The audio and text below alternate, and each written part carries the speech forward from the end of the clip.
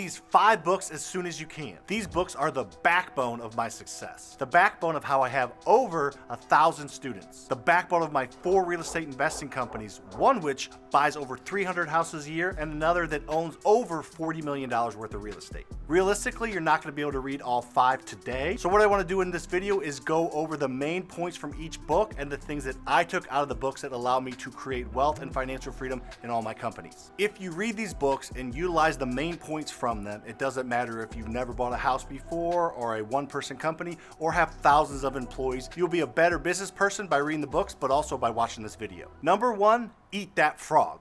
You may or may not have. How do people do that to where they, ow, ow, ow. You may recognize some of these books, but the purpose of this video is to show you some books that you probably haven't heard of. It's not as popular as the other books, but the main idea behind this book has helped me a ton. The main concept of the book is to identify the most important part of your day and do it first. Whatever's going to be the most important and impactful thing in your day, do that at the beginning of the day. The reason is obvious, you want to get that task done, but it goes well beyond that. If you get that hardest task of the day done at the beginning of the day, you get a dopamine kick, you get excited, and the other tasks that aren't as hard seem easier and easier. You get some momentum in your day. Rather than pushing off the most important thing of the day like pretty much everybody does, they push it off till the end of the day, and guess what happens at the end of the day? You push it off to the next day, and then you push it off to the end of that day, and guess what happens at the end of that day? You push it off to the next day. So most people truly don't get the hardest thing done ever. They keep pushing it off and eventually they maybe do it, but it's probably too late or they half-ass it. But if you take all your mental and physical energy at the beginning of the day to get the hardest task done, the rest of the day seems a lot easier and you just continue to mark things off your list and you accomplish a lot more than you would if you wait to the end of the day. Another point I wanted to make about this book is if you are putting the hardest thing of the day at the beginning of the day, you are naturally creating a list of important tasks. You're putting the hardest one at the beginning, but then you are creating that list. A lot of people don't create tasks, they just let their day happen. But if you're creating a list, you're knocking everything off one at a time and you're prioritizing the most important things. Yes, eat that frog, get that horrible thing over with at the beginning of the day, but after that, now you have a list of prioritized tasks so you can be more efficient throughout your day rather than just doing whatever gets thrown your way. Number 2, pitch anything. Now this book's a little bit different and I don't think honestly everyone would like this book. The genesis of this book is framing conversations in your favor. The thought process is whenever you're interacting with somebody and having a conversation, somebody is the dominant person in that relationship, somebody's the dominant person in that conversation, somebody's controlling that conversation, the direction it goes. The other person is just following along and not really maybe being taken advantage of, but not leading that conversation and getting what they want out of that conversation. And the goal of this book is to allow you to pitch anything in your favor so you win the conversation. Well, I don't necessarily think that's the exact case. This book did open my eyes up to a lot of ways to understand other people and understand how what you're saying and what you're doing may be perceived by them as maybe weak or meek and not getting taken advantage of. I look at this book and think about this book when I'm having conversations with people, and I just allow myself not to be taken advantage of because a lot of people do this and they maybe do it on accident or on purpose, but they control the whole conversation. They're aggressive, they are the loudest in the room, they interrupt other people's sentences before it's over because they want to get their point across. So those kind of things are somebody trying to frame the conversation to only benefit them. I definitely do not do that, but I do not allow other people to frame the conversation around them. If need be, I can step in and frame the conversation around me, but at least I know what's going on in interactions and am able to take advantage of certain situations or not be taken advantage of and get a lot more out of conversations, especially when it comes to business. Number 3 is probably my favorite. It's Good to Great. Good to Great is a book about companies that went from good to great. It's written by Jim Collins, one of my favorite authors. It's based on big companies and how they were able to go from being a good company to sustaining greatness. And some of the concepts and things that he goes into in this book are flat out eye-opening. So let's talk about a few of the main points he talks about because he breaks it down to a level that if you're working for yourself and you have no employees or maybe 1 employee, or you have 40 employees like I do, you can definitely learn a lot even if you're not a huge company that's traded on the NASDAQ like the people in this book. Number one is a core concept that we have in our companies. It's first who, then what. It's about getting the right people on the bus, the people that fit your culture, the people that fit your work ethic, the right people on the bus, the right people in the company, and then figure out exactly what task. I would much rather hire somebody that's a culture fit and then figure out where they go than somebody that knows what they're doing and knows how to do a specific task but is a horrible culture fit.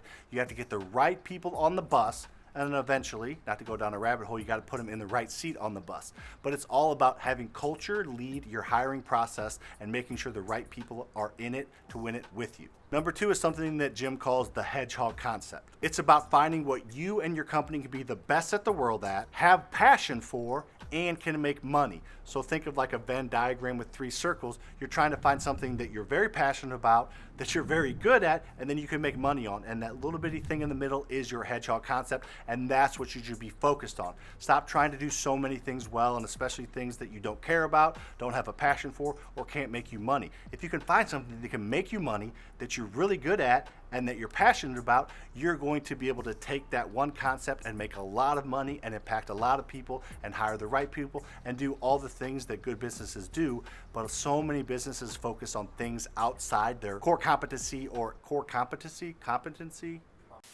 So many people focus outside their core competency, outside their hedgehog concept, and that's why a lot of them fail or aren't happy or aren't profitable. Number 4, think and grow rich.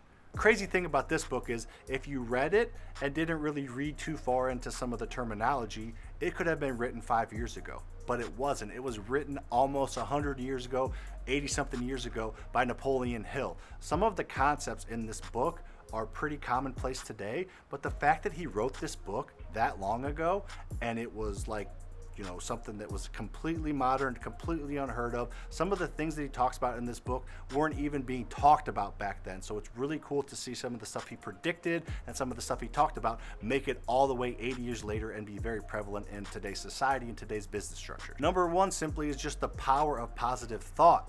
A lot of people, especially with social media, talk about, you know, the woo-woo-ness of being positive and the energy that you put out is the energy you get back and all those things. So that's somewhat common today. But again, back in the 1930s or whenever this book was written, this was not a common thing. But he got ahead of the curve saying, if you think positively, you will probably act positively, and that effect on other people will leave a positive effect on them, and the positive effect that they will leave on other people will eventually come around to you. That's why people talk all the time that the more positive you are, whether it is literally a one-for-one relationship that the universe makes sure you get it back or not, you're just in a better mood and you're more receptive to other people, they're more receptive to you, and more opportunities present themselves. So whether you're a woo universe person or you're a simply 1 + 1 = 2, the more positive I am, the more I'm open to things and the more other people are open to give me opportunities, the more opportunities present themselves.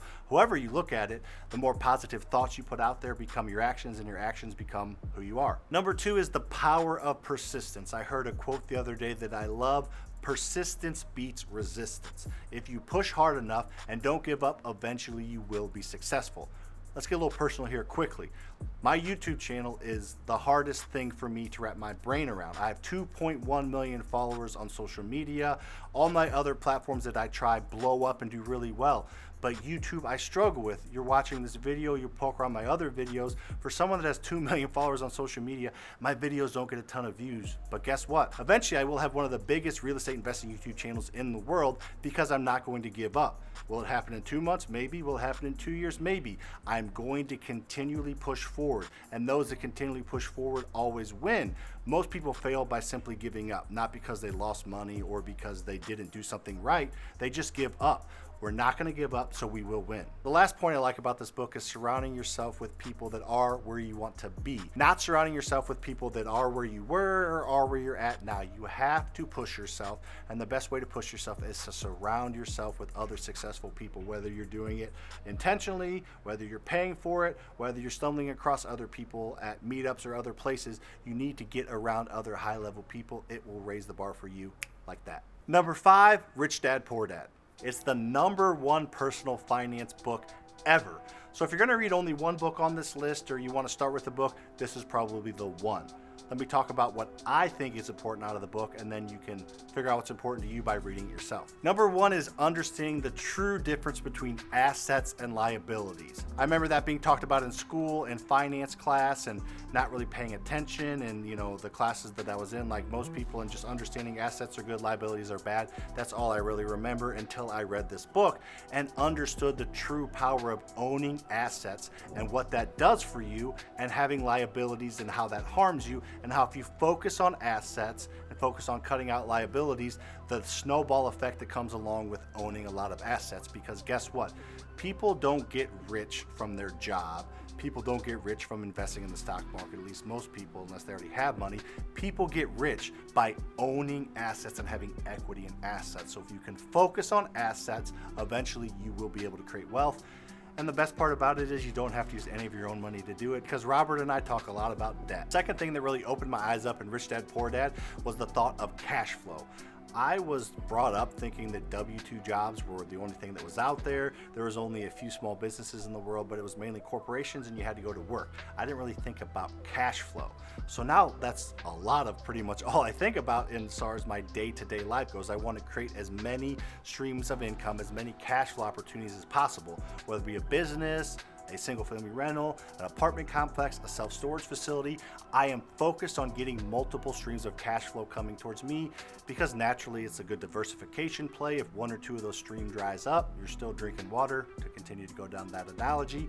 But having multiple streams of income and cash flow is a concept that may seem like a no-brainer to you. Well, it wasn't to me until I read the book. Lastly, just the thought of being an entrepreneur. I liked the idea of being my own boss, but I didn't think it was a possibility for me because I just didn't put myself in the shoes of being an entrepreneur. Now I have several real estate investing companies and have plans to start more, so I'm definitely an entrepreneur. I didn't really think that I would be, and never really thought that was part of my future plans, but after reading this book, I said, I'm going to become an entrepreneur and I'm going to create my own path. The most successful people I know read a lot of books because they're always trying to get better, and they know what they don't know that they don't know at all. So the goal is to always be looking to get better in every aspect of your life, and reading books and taking a few points from books has made an incredible impact on my life, both personally and professionally. It's been huge in my business, and it's been huge in the development of Lucas and I as business owners. We learn more and we learn from other people through books. If you'd like to learn from us inside a house talking about how to create wealth using other people's money,